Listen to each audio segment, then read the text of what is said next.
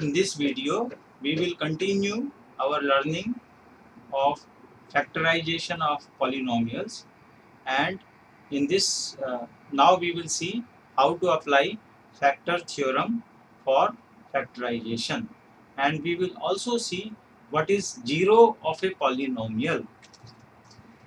We have seen in the earlier video what is remainder theorem. What is remainder theorem?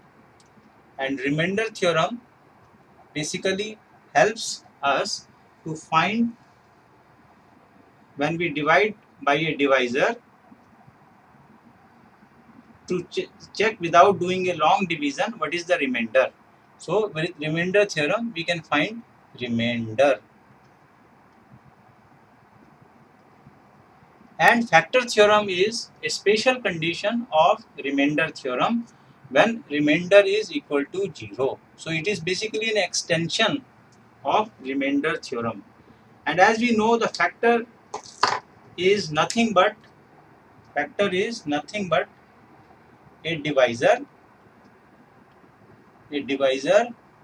that will give us the remainder as 0. So it means instead of doing a long division, we can try different values of possible factor for a polynomial and then apply the remainder theorem to see whether the remainder is 0 or not. And if the remainder is 0, then we can conclude that this particular expression is a factor of the polynomial. So now let us take an example of a polynomial, simple polynomial. Let us take a polynomial x square minus 1. And as I have mentioned to you, polynomial can be the polynomial, instead of saying polynomial, we can write in short form px. And x is within the bracket because x is the variable here. And we want to check, so first we want to check whether x minus 1 is a factor or not. Is a factor or not. So for doing that, what we have to do is we have to equate x minus 1 to 0, and therefore we will get x is equal to 1. And we need to substitute x is equal to 1 into our polynomial. So it means we have to see p1, and p1 will become 1 square minus 1. 1 square minus 1 means 1 minus 1, and that is equal to 0. That is 0. So what we can conclude is that x minus 1 is a factor. So it is a relatively a simple method. We can say x minus 1 is a factor. Now let us take one more example. So let us take a polynomial px equal to x cube plus x square plus x plus 1. Now we want to find out the factor of this polynomial. So again we go by our trial method. So we say that x minus 1 is a factor or not. So x minus 1 means we need to check x is equal to 1. So we check p1 and we substitute x equal to 1 in this polynomial. Then it will become 1 cube plus 1 square plus 1 plus 1. So this will become 1 plus 1 plus 1 plus 1. And this is 4. Therefore, remainder is not 0.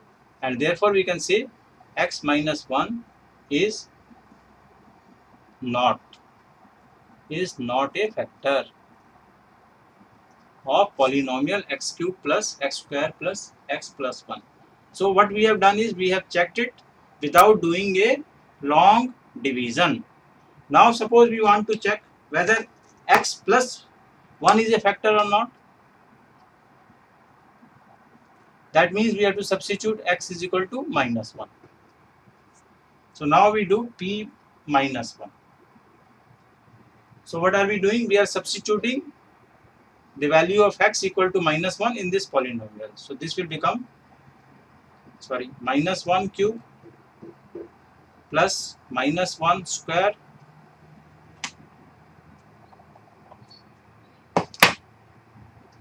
minus 1 cube plus plus minus 1 and then plus 1. So this will become minus 1, this will become plus 1, this will become minus 1, this will become plus 1, and the total of minus 1 plus 1 minus 1 plus 1, this is 0. Therefore it will divide. So x plus 1, when we divide this expression x cube plus x square plus x1 plus x plus 1, then we will get remainder as 0, and therefore x plus 1 is a factor, So what we have achieved by applying the remainder theorem and by making two trials, we are able to find the factors. So to some extent it's like a trial method, but we are saving doing the long division, and we are able to conclude by applying the remainder theorem, and in this particular case we are using it for this particular purpose, because when the remainder is 0, we are calling it a factor theorem. Now there is another concept which I want to explain, and which is related to this, is called zero of a polynomial. Zero of a polynomial. Let me clear this thing. Zero of a polynomial. Now this is not zero polynomial. You know what is zero polynomial? Zero polynomial is just the value 0. But zero of a polynomial is a condition. Zero of a polynomial is very different from zero polynomial. Zero of a polynomial is that condition which will give the value of the polynomial as 0. So in this case p minus 1 is, so minus 1 is the 0 of the polynomial. So if the x is equal to minus 1 in this particular polynomial, we were getting the value of polynomial as 0. So minus 1.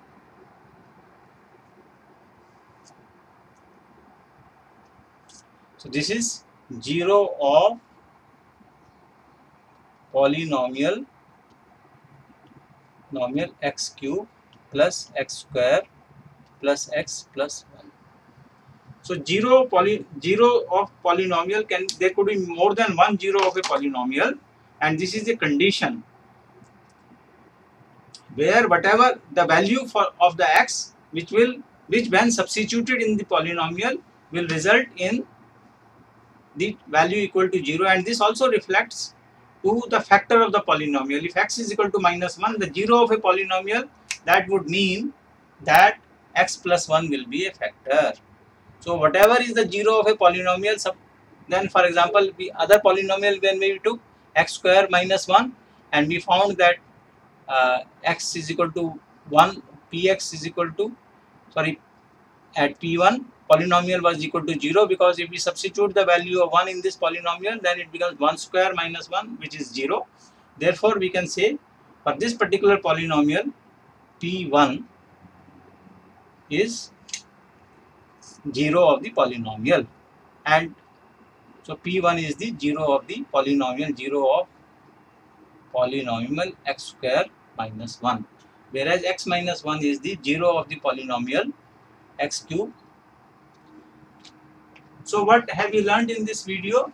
We have seen that remainder theorem with special condition when the remainder is equal to 0 is called factor theorem, and this can be applied for factorization of polynomial, and we can keep substituting the possible factors and then see whether the remainder is 0 or not. If the remainder is 0, then we can conclude that particular factor is the factor of a polynomial, or that particular divisor is the factor of the polynomial.